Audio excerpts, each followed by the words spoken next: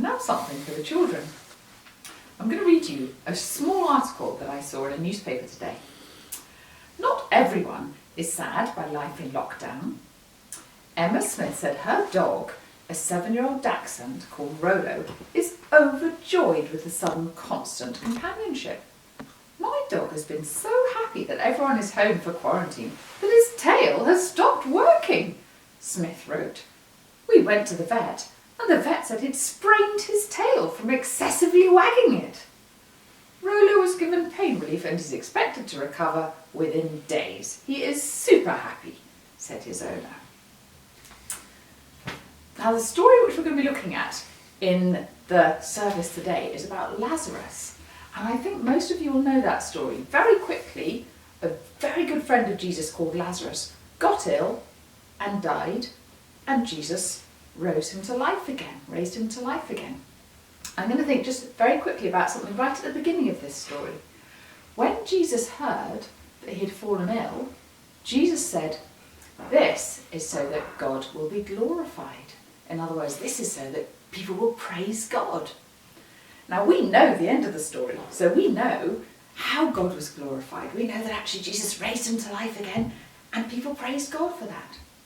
But our life is sometimes a bit like this, isn't it? Because we're in the middle of our life. We don't yet know the end of the story. And sometimes there are difficult things that happen. And there's two things I think it's good for us to remember.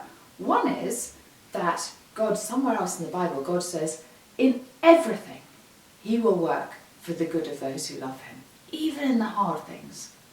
And the other is that we can pray that even in the hard things, that God will be glorified, that things will happen to help people praise God. And I was thinking about this COVID-19 thing that means that we're all in lockdown, we're all trying to stay as much as possible in our houses. And I was thinking, what can we think of that is good out of this? Can you think of anything that's good?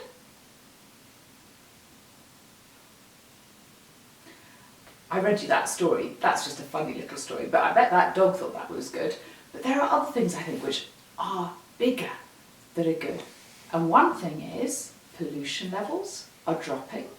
And I read somewhere that 50,000 fewer people in China are going to get very ill because of pollution than they would have otherwise, because the pollution levels have gone down. Well, praise God. Isn't that amazing? And I know some people, their mummies or daddies might have used to spend lots of time away from home because of work. Praise God. They're now together as a family. And the other thing I think is brilliant, and we can really pray that this will happen, is that people like us who love God and who know God's love can go out to our neighbours and our friends, not necessarily in person, but we can ring them up, we can pop by and wave at them through windows, we can say, how can we help? Can we do some shopping for you? Can we write a letter for you? Can we speak to you on the phone? And we can show people God's love. And maybe that's one amazing way that even in this sad story that we're in right now, God will end up being glorified. And I think that's something which we can all think and pray about every day and see where can we do our bit to help people praise God, even here, even now. Right, well, what we were talking about just then was that maybe there are some really good ways that people can learn about God's love and that God can be glorified even through this rather strange time of COVID-19 when everybody's tucked away.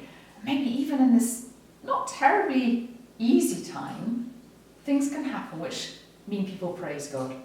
And one of the things that we said was perhaps that the church goes out, people in the church go out and talk to other people and say God loves you and offer to help them or do nice things for them.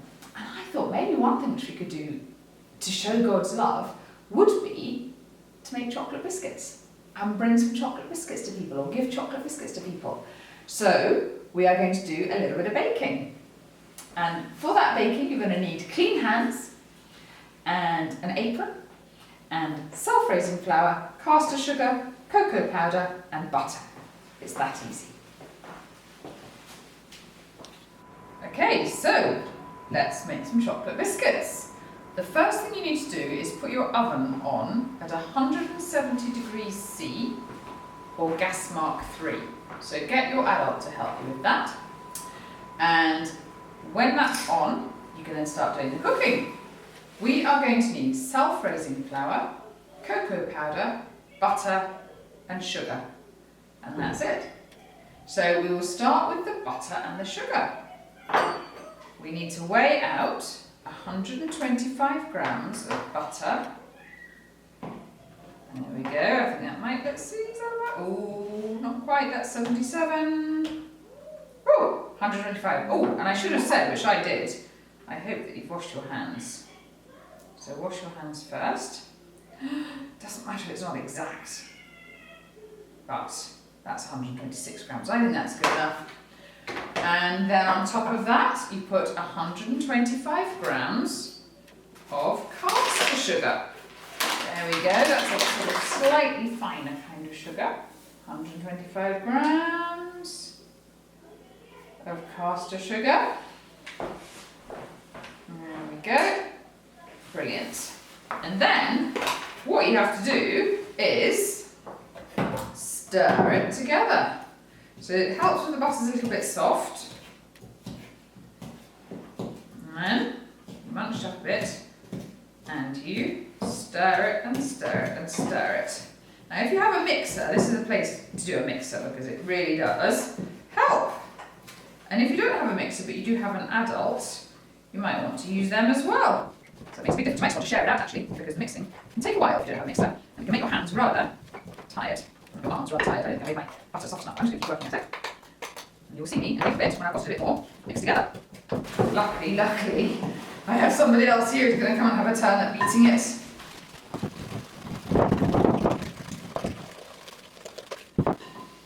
There you go. That is brilliant. You see, and the other good news is that if you haven't had your exercise for today, that could be your exercise. So you need to do it so it's all nice and light and fluffy and sort of creamy coloured. And then the next step is to get a sieve, and then in here, I've already weighed this flour out. You put 150 grams of flour, self-raising flour, and 15 grams of cocoa powder. And then you sieve it all through. Make a nice cloud of cocoa powder and flour there. And then you stir it in. You have to stir it in a little bit less vigorously to begin with because it will, as you can see, it will go everywhere. So stir, stir, stir. And it takes a bit of time, but you think, oh my goodness, this is never going to go in. It's all too floury, but actually if you just keep going, it will. Just keep on stirring it. And gradually, it will, what they say, come together. It will come together. And again, if you want to, you can get somebody else, your brother, your sister, your mum, your dad, another adult around, whoever you want to come and have their turn. There we go, it's beginning to come together, you see. It's also beginning to go all over the table. Doesn't matter. We'll eat those bits. There we go. Now, I know that I washed my hands. I'm sure you know you washed your hands as well, so you might also want to just do that a bit.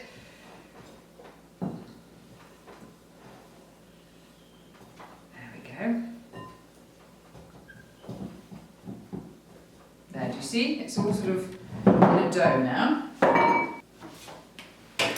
And the next thing is you need to get a baking tray, and you might want to have, I have this funny lining thing. You can put some greaseproof paper on, or you can just spread it with a bit of, smear it with a bit of butter to make sure the biscuits don't stick. And then you take this lovely mixture, which has all come together here. Use your very clean hands. You take bits out, probably about that big, and you roll them into little round balls.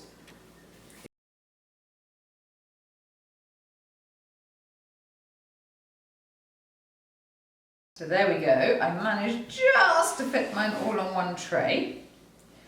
And I've washed my hands because they got very sticky.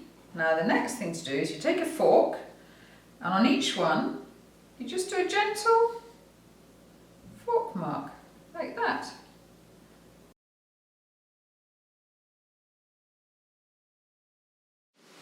Okay, so now they're all ready. Now you need to get them into your oven. Your oven, if you remember, should be at 170 degrees C or gas mark 3. Get your adult to check that it's properly at temperature, and then get your adult to put it into the oven and put the oven on a timer for 5 minutes. Then after 5 minutes, don't open the oven, just turn the oven down to 150 degrees C or gas mark 2 for another 10 to 15 minutes. So after 10 minutes, your adult can open the oven and just check, just tap the top of one of the biscuits. It should be a bit firm on top. If it's not firm, close it up and do it for another couple of minutes until it feels firm and not soft and squishy on top. And then after that, you take them out and you put them straight onto a wire rack, and then you cool, and then you taste one. And if it tastes good, maybe taste another. And if that tastes good, then you pack them up and put them into a packet and take them round to whoever you're going to give it to. And you need to think very carefully how you do that. So you might want to ring them in advance and tell them that it's coming, and then leave it outside their door, ring the doorbell and run away. Or, I don't know, you'll have a plan. But you need to be very careful that people know that it's all safe and it's been done all with clean hands, and also they don't get too near them when you're giving it to them. They are very delicious biscuits, and I'm sure this is going to be a really good way of showing people that God loves them. So have fun. I hope it's good.